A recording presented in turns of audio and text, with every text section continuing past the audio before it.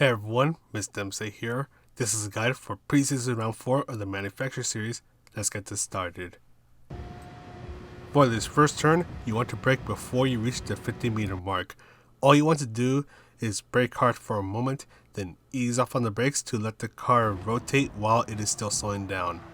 Patiently start to accelerate so you don't hit the wall. Do some throttle control, and for this right-hander, you can quickly ease off the throttle to set yourself up for this left-hander where you'll ease off the throttle just a little bit more.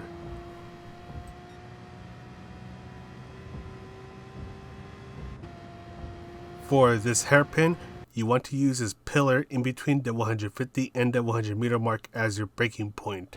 In this replay, I go a bit wide so I can set myself up for the late apex and slowly start to accelerate. We're going to go ahead and fast forward through all of this. All you want to do is just make sure that you use little input. Just make sure that your tires are more focused on accelerating instead of turning. Otherwise, that will slow you down a little bit. Then look for this pole before the 50-meter sign, and you'll be using that as your braking point. Brake hard for a moment, then ease off on the brakes, and just bring your car nice and close to the walls.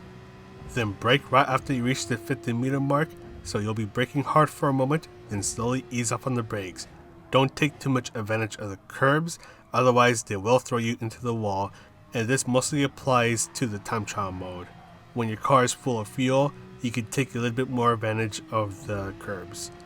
Then take this turn at full throttle, just make sure you don't hit the wall at the exit and you are good to go.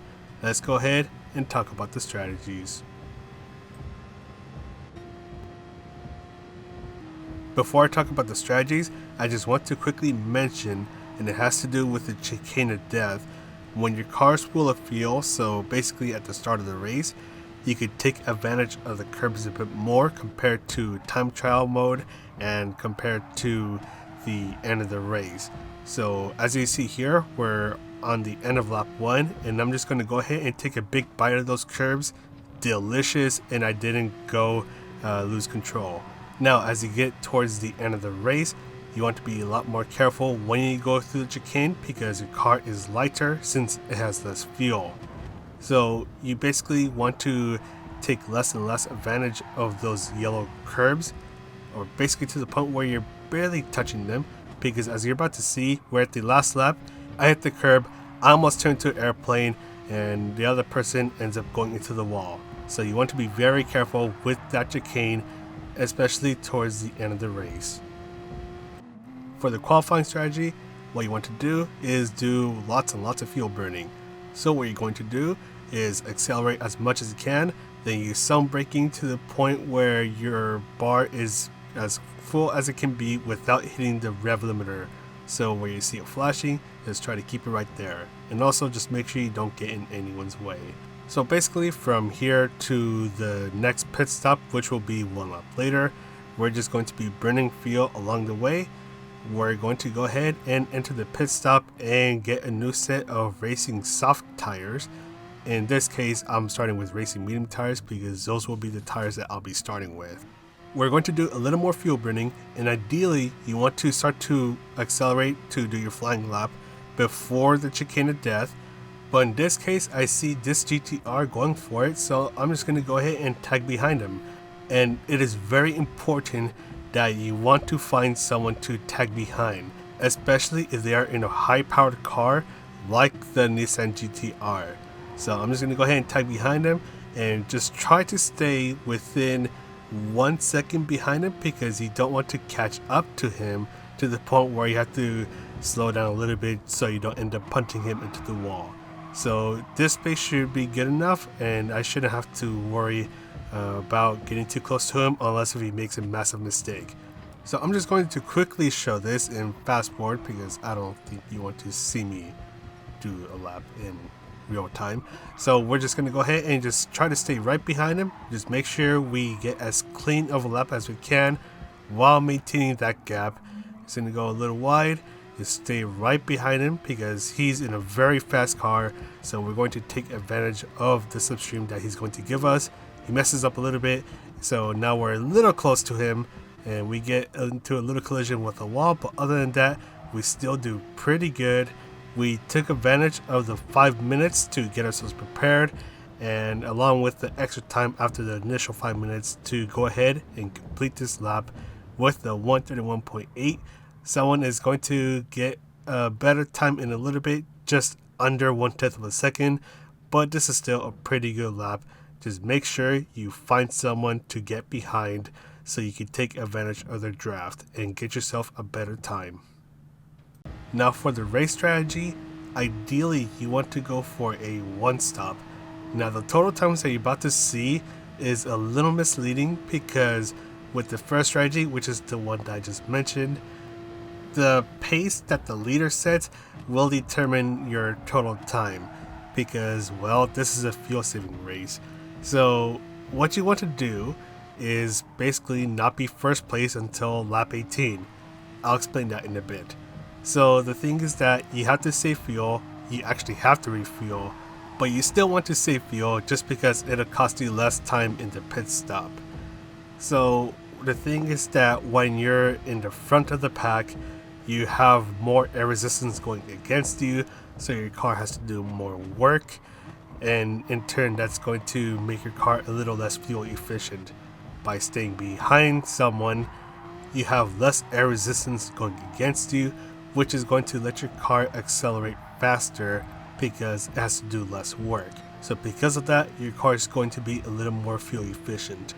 Now when it comes to short shifting, I shift when the bar on the bottom of the screen is in between 50 and 75% full. And for the fuel mapping, I try to leave it at 1, but if I'm getting a little too close to the car ahead of me and have no plans to overtake them, then I bring the fuel mapping to 6, especially on this long straight right here, so I can go ahead and open up the space a little bit more while saving a little bit of fuel in the process. Just make sure that the car behind you hopefully knows, otherwise they may give you a little bump, and with how the penalty system is, hopefully you don't end up getting a stupid penalty. Now when I go ahead and go to the pit stop, I want to follow the leader, and don't forget the pit stop is at the hairpin.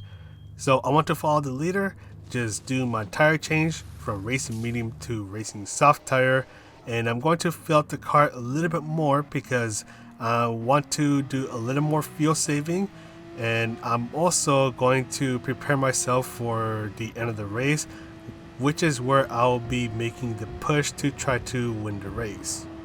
So as we are getting ready to approach the last lap, this is where the extra fuel is going to come in, because once we start the last lap, I'm going to start to rev the heck out of the car, just try to maximize its potential, and because of that I'm going to be using more fuel, and I don't want to worry about running out of fuel to the point where I have to just go maximum fuel saving mode or even just run out of fuel and make myself look silly.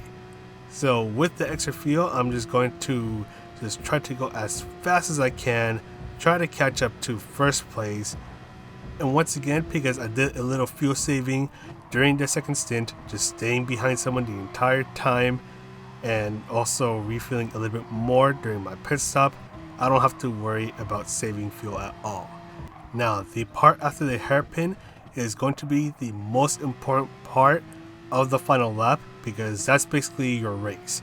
So get a good exit at the hairpin, and you want to try to build up your car's rev, just get as close as you can to first place to attempt an overtake at the big right-hander. Don't hit the wall like how I did, but I'm still going to catch up to him because of the slipstream, and I'm still going to go for the attack. This race is not over till it's over, so I'm going to go ahead and get pretty close. I could have overtaken him if I didn't hit the wall, but we still have the chicane. We're still going to go for an attack, and this is where things get pretty crazy and we both end up taking the chicane pretty awkwardly and almost kill each other. But yeah, so from the back straight all the way to the chicane, that's where you want to try to make your move, and make sure you do it cleanly, because I know things can get a little hairy, but just try to stay clean. Now when it comes to this strategy, I think it's still doable, but my main issue is that you want to try to get ahead of the pack, so when you go into the pit stop and you come out, they're still pretty close to you, to the point where you can catch someone's draft from that pack, and you'll be able to catch up to them and just try to break away from them again, go to the pit stop, rinse and repeat, and make your move, and hopefully you'll be able to come out on top.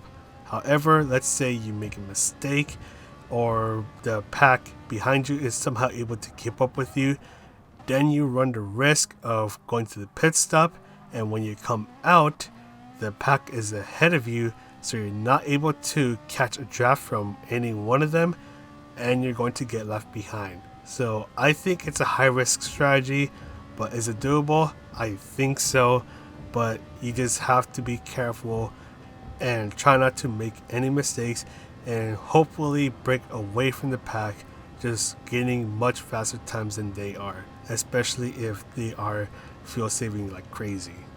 In my opinion, I think most people will go with the first strategy, where it's a basic one stop with some fuel saving and some refueling, and we'll see how this goes. So I'm going to go ahead and sign off now. So this is Mr. MCA wishing you a good race, and I'll see you in the next video.